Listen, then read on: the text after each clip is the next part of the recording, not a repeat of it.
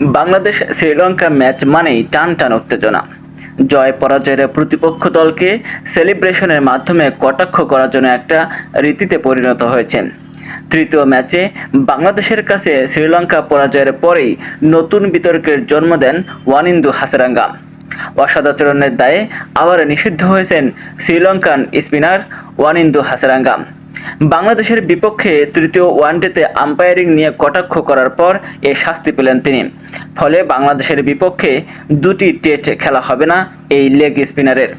এর আগে আফগানিস্তানের বিপক্ষে সিরিজে আম্পায়ারিং নিয়ে সমালোচনা করায় বাংলাদেশের বিপক্ষে টি-20 সিরিজের প্রথম দুই ম্যাচে নিষিদ্ধ ছিলেন হাসারাঙ্গা। আম্পায়ারদের অবমাননা করে শাস্তি পেয়েছেন অধিনায়ক কুশল মেন্ডিসও। গতকাল ঘোষিত শ্রীলঙ্কার টেস্ট দলে ফিরেছিলেন 2023 সালের আগস্টে এ সংস্করণ থেকে অবসরে যাওয়া হাসারাঙ্গা। টেস্ট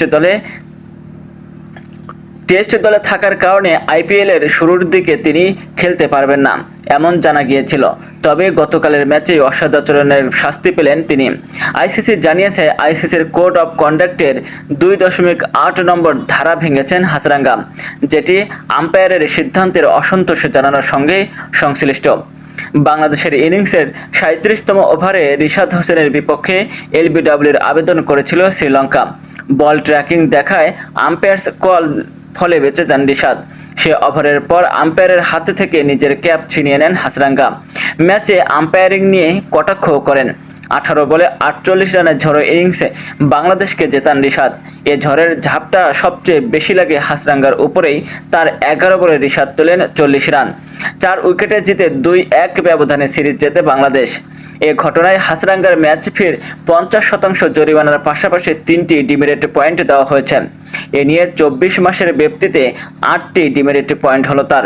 নিয়ম অনুযায়ী 8টি ডিমেরিট পয়েন্টে 4টি নিষেধাজ্ঞা পয়েন্টে রূপ নেবে।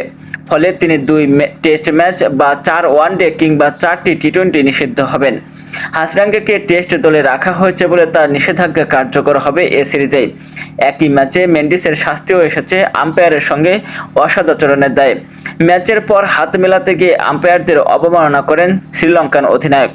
এক্ষেত্রে কোড অফ কন্ডাক্টের 2.13 ধারা ভেঙে ম্যাচ ফির 50% জরিমানার পাশাপাশি 3টি ডিমেরিট পয়েন্ট পেয়েছেন মেন্ডিস। তার ক্ষেত্রে অবশ্য 2 বছরের ব্যপ্তিতে এটি প্রথমবার।